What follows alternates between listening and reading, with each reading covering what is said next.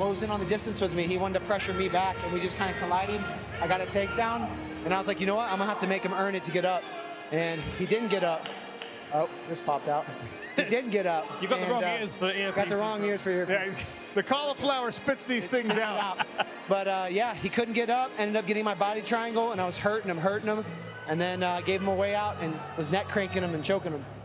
You know what? We're going to take a look at some replays on the monitor here in front of us. Just walk us through what you're thinking, what you're feeling as all of this is unfolding. So he stayed inside with me. He didn't really move out or take an angle, and his legs were just right there. And I just kept slamming him. He was trying to roll. He ended up landing on his head. I just kept mat returning him, man. This is old school Johnny Eblen right here. I was making him work right here. I went to the choke because he wasn't defending his neck, and I was just neck cranking him. And then eventually I got a good bite, and I started extending him, and he tapped. Now, we spoke about this on the show the other day, the Between Rounds show. I asked you about the feeling of draining someone. Did you feel, even in that short time, him start to drain and give up a little bit? Yes, he was slowly but surely figuring out, like, man, this is a different level. I can't get out easy. He's not gonna let me up. He's gonna make me work. And you know what? I'm starting to get like an anaconda. I'm starting to get like that jiu-jitsu feel. Getting legs in, getting the body triangle, and damaging you the whole way. Has that ever happened to you? Was there ever a time in your, even as a young wrestler, a time when you felt that kind of dominance on the other end? Yeah, where you're just like trying everything you can, and you just can't get away. And you're just helpless. And that's the position he was in tonight. Terrified to watch. So, co-main event also happened in the middleweight division. You were asked about it in the post-fight interview. I don't know if do you watch when you're back there? Yeah, getting I watched it. It was very impressive. You know, I thought it was that kind of fight's a coin flip, man, because Impa got cracked too. He did. But Impa's a fucking dog, and he stays in there, and he has heavy hands, and he clipped Dalton back, man. It's a coin flip when you fight like that. You got to fight smarter. You got to have a higher fight IQ when you fight guys like Impa and Dalton. We'll take a look at it again here. This is the co-main event, 4 versus 3 at middleweight. And yeah, they were swinging and wasted no time getting to it. Great fight. Great fight back. This is a dangerous fight. He clipped him here, but he stayed inside and started brawling. You can't. You got to give yourself space and let it cook. But see, he's staying in danger, and his hands are down trying to throw with him. You can't trade with a guy like Impa. I got knocked by him. You know, that's why. I learned from experience, and now I know next time if I have to fight him, I'm not going to try to make it a dogfight like that. Well, look, clearly you learn from mistakes in the game of mixed martial arts as we take a look at our middleweight rankings. Yep. You already had the one next to your name in the fighter meetings. We talked about a win tonight should earn you the rematch against Costello Vanstinas. And that fight, what did you learn about yourself in that fight against Costello? And what do you expect to change the next time out? This fight made me think about my pacing more. Because I was going to go out there, steamroll him, put out a statement, and you know that didn't unfold. I ended up getting tired. I ended up losing at the end of the fight. Also, my corner wasn't there. I had an injury through camp. It should have been a fight I pulled out of, and that's something also I learned about myself is it's okay to pull out when things aren't right. But you know what? I'm gonna get my revenge. I made a statement tonight, and I know the next time I go out there, I'm gonna get that win. I'm gonna get that belt back. Are you healthy? You've got no injuries. You look good and everything. I mean, how soon do you want that fight? As soon as possible. I'm ready. Let's make it happen. I want that strap back, and this is the rematch that I should have got. He shouldn't have fought. He shouldn't have fought Edwards. I was the guy to fight. But you know what? I had to make it happen. I had to go get a win. He had to beat Edwards, and it's the fight we need to make now. It's the biggest fight you can make in the division. I think it's the biggest fight you can make in PFL. It is the biggest fight, and I want to give credit to Costello Vanstinas because it'd be an easy thing to say, no, I want a fresh matchup. Johnny Eblen, and run away from that. He said, as soon as he defended the belt against Fabian Edwards, and we said, what's next for you? He said, well, it's probably going to be Johnny Eblen, and I'm ready for that. So he's game for it. Obviously, Johnny is too. Feels like an inevitability as the title picture, once again, was getting figured out here in Pittsburgh, Pennsylvania, in both the co-main event and the main event. And look, Impa Kasanganay put himself, maybe not first in line, but close behind. He ain't first. With that. But he's up. He's coming. And I respect him. Could be the first title defense, do you think? Possibly, man. Yeah. He's a great competitor. Our first match was close. He caught me in the second, but I pretty much dominated him outside of that. So, you know, that fight might happen. And I'd welcome it. But first, it's my shot. I need to get that title, and it's my turn. Before we let you go, it's cliche to say, oh, you always learn more in losses than you do in wins, and sometimes you need a loss in order to like unlock something different. Dan mentioned it in the post-fight. You seem light, you seem refreshed, you seem like maybe the loss, I don't know, reminded you of how much you love the fight game or something like that. But let me not put words in your mouth. You tell me, why do you seem so different this week? You know, this isn't life. Fighting's not life. This isn't everything, you know. I learned from that loss that life goes on. When you do lose, the people that love you and care about you are going to be there for you. They don't think of you any different, and that's what it's about, you know. Family, community, people that love you, staying close, and learning as a human and becoming a man. For me, becoming a man. For a woman, becoming a woman, you know. So it's just an experience, and just try to make the most of it, you know. You had a great moment with your camp as well, with your coaches, your corner team. I mean, what a powerhouse of a corner team as well. What does it mean to have those guys supporting you? Man, it means a lot. That coaching staff right there, man, Dia Davis, Thiago Alves, and Mike Brown, like, they're like brothers to me, man. And just having their support means so much. They're legends, but they're also my friends and family. They're pretty much my family. They're my ATT family.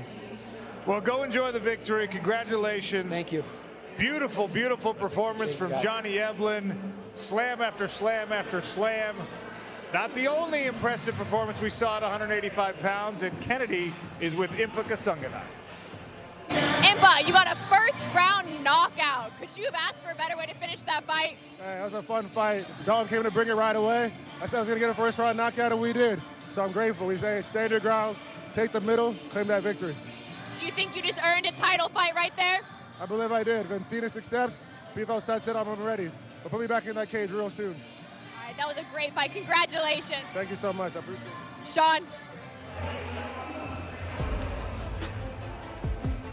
Leading up to that co-main event where Impa was victorious, the PFL debut of Ariane De Silva, successful against Samiko Inaba. Back and forth fight. Well, rounds 1 and 2 belonging, I think, pretty firmly to De Silva.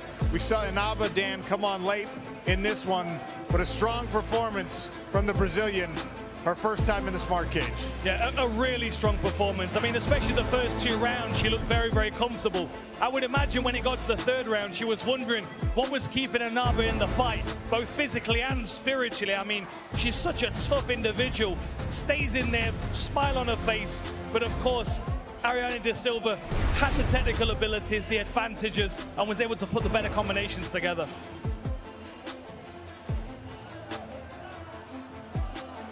So now 18 pro wins for Ariane De Silva, 1-0 so far in the PFL. And the women's flyweight division, it feels like everyone is chasing a matchup with Dakota Ditcheva, who was on the broadcast with us earlier tonight. We asked Dakota what she thinks is next. She said, well, you know, Denise Kielholtz, she was supposed to fight Denise Kielholtz in the past. She had to pull out of that because of the injuries that now she's recovering from, mostly recovered from, I should say more accurately. Also, I mean, Liz Carmouche is probably in a strong position to claim the vacant title shot against somebody like Dakota Ditcheva. So Ariane De Silva put her name in that conversation with a strong performance tonight. And she's a very well-known fighter. She's got a big fan base. A lot of people like watching her fight. And you look at her style and you match her up against Dakota. I mean, how is it not going to be an absolute barn burner? And I think we would see a lot more grappling from both of them as well. But I just think it would be such a fast-paced, fast-moving fight. And I also feel like after the last fight that Dakota had and the time she's had out, I feel like she's going to come and try and really stomp her dominance on this division. So anybody that she fights next, they have their hands full, no doubt. We had some undefeated rising prospects on the card tonight as well. Alexei Pergande is the #9 ranked featherweight, taking on a veteran, a respected veteran of the sport. He's been around, Julio Arce, as tough as they come.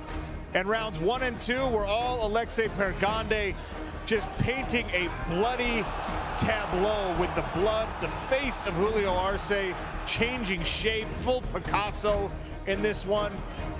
But a veteran like that, you got to put him down to put him away. And Arce hung around into round 3 and actually won round number 3. An incredible performance, really dug deep in that 3rd round. knew he needed a finish and did everything he could to try and instigate it. But, you know, Pagande, an incredible couple of rounds, really impressive. Dropped him with that big knee in the second round, but also was able to take some lessons from that third round. Being in there with someone that had 20 more pro fights than him, was able to push him in ways that other people hadn't. It's going to make Pagande a better fighter, there's no doubt about it, but we're going to see Julio Arce back very soon. Julio Arce has been training mixed martial arts for 22 years.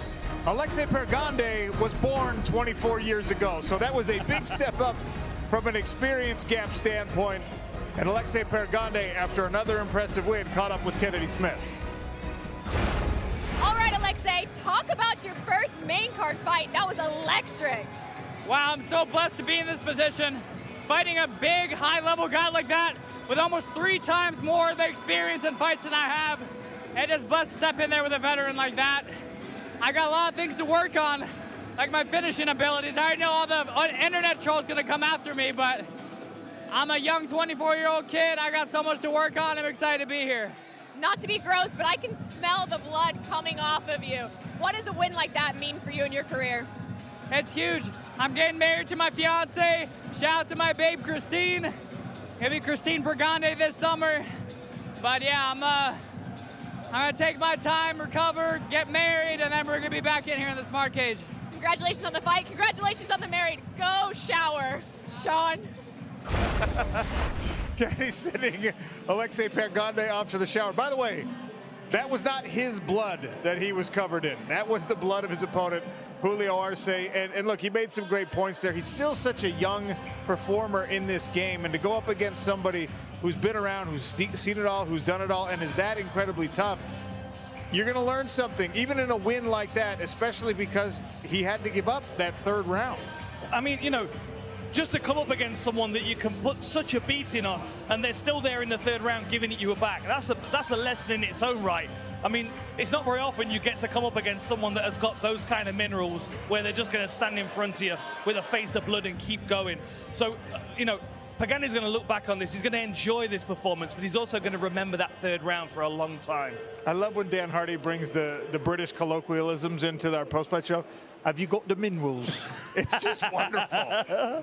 The stars were out tonight in Pittsburgh. Man, we had Ryan Clark here. Jeremy Renner was in the building. Brett Kiesel, the former Pittsburgh Steeler. Joey Porter Jr. and Sr. And, of course, the CEO of the PFL, John Martin, as well. He caught up with Kennedy. All right, thanks, John. John, what an electric night. You got to tell me, which fight was your favorite? Because there was a lot of good ones. This was a great night. We did have a lot of good fights. I'll tell you, the fight that surprised me, and I would say was my favorite just because of just the pure heart that was shown, was the Pagande and Arce fight. We knew that that was going to be a banger. We knew just the 2 fight styles. These guys were not going to spend a lot of time on the ground. They were going to get in there, really bang it up. And Arce probably broke his nose in the first round. I mean, we heard it. And with all the blood, you know, when you fight and you're bleeding, you can't see, you can't breathe, but that kid showed a lot of heart. And the athleticism of that fight maintained throughout all 3 rounds. In fact, Arce probably won the 3rd round. But both fighters were thrilled that they're part of our roster, and they both have a really bright future here. All right, let's talk about that main event. Johnny Eblen, that was so electric. What do you see the future for him looking like? You know, we have an interesting state of the middleweight division, right? Because you had Costello Vancines had a very successful title defense a couple weeks ago in Madrid. He's the confident champ. He's now got 1 title defense under his belt. You got Johnny Eblen, who lost to Costello with 9 seconds left to go in Cape Town. I think he demonstrated tonight that he's looking to get his belt back, and he won in really convincing fashion. But then Impa's fight against Dalton, that I knew those 2 guys were just going to go in there and bang, and you got 2 big, strong guys with knockout power. Either one of them connect, the other one's going down. Tonight was Impa's night. He wants a shot too, so Eblen looked dominant. Eblen, Kasanga and I both looked really strong in their fights. All right, let's talk about what comes next. We've got Chicago. What are you looking forward to seeing there? April 11th, that's a great card. We've got Mitch McKee's debut, and he's fighting Sergio Pettis, and Sergio's coming off a stellar highlight reel victory in Dubai when he had a spinning elbow and knocked out his opponent. So, and Sergio's a relatively local guy. I believe he grew up in Milwaukee. So we expect a great crowd there. It's going to be on ESPN, ESPN2 for the rest of the year. Hope everybody tunes in and watches. This is a new era for the PFL. We're putting on exciting fights, the best of fighting the best. All right, thank you so much. What a great night. Sean. Get your tickets for Chicago right now, Saturday, April 11th at Wintrust Arena, pfl.info/Chicago. Pettis McKee in the main event, Newman Silveira in the co-main event, and here is Sergio Pettis. Look, you know what the Pettis name in mixed martial arts means. It's dynamic, creative, athletic striking, and Sergio Pettis, the former Bellator Bantamweight World Champion, is now looking to add PFL gold. He had to come back from some really strong adversity against Magomed Magomedov with that spinning elbow in Dubai. If he starts spinning, he's got a good chance of winning. Here's a look at the fight by the numbers. I mean, Mitch McKee, one of the hottest rising stars in the sport. Is he biting off more than he could chew with the much more experienced Sergio Pettis? He doesn't think so, and that finish rate will tell you he's got a strong chance there. In the co-main event, more middleweight action as we figure out 185 pounds all the way down the rankings. Josh Silveira and Jordan Newman both ranked in our middleweight division. Silveira, of course, has been flirting with championship gold for a long time in the PFL Smart Cage. Jordan Newman came over as part of the Bellator acquisition, and he has an unblemished record, an incredibly well-rounded skill set, and the athleticism that he's, I mean, the athleticism right now in this division, period, with guys like Impa and Dalton and Johnny Eblen and Costello Van Steenis. This fight by the numbers, you could see more experience for Josh Silveira, but Jordan Newman is training with an incredibly formidable camp, and he is as strong and dangerous as they come at 185 pounds. He really is. I've enjoyed watching his fights over the years, and I really feel like this fight is going to bring the best out of him. But both of these fights are very much a potential changing of the guard type of fight. You've got someone that's got a tremendous amount of experience, that's been in there with some of the best, and then you've got someone that's right at the beginning of their pro career, really, but has just dominated everyone so far. I really think we're going to see different skills from Jordan Newman that we haven't seen before, and it's only going to take someone like Silveira to pull those skills out of him. Like, we've got a great wrestler with great jiu-jitsu, and then we've got Newman, who's also an incredible powerhouse with submissions. I think Silveira is going to pull the best out of him, but is it enough to beat Silveira is the big question. I'm so excited for Chicago. Two huge fights in the main and co-main. Well, it's Chicago on April 11th, and then a quick turnaround to Belfast, Northern Ireland, and then Sioux Falls and Brussels, and plenty more to come. It feels like we're really ramping up to fight season here in the PFL. An incredible night in Pittsburgh. Going to be hard for any of the other crowds here domestically to match the energy that Steel City gave us. The fighters showed up, they did their thing. Kennedy Smith and Greg Hamilton and Dan Hardy, excellent as always. Our crew, everybody stepped up. Johnny Eblen victorious. We will see you April 11th in Chicago.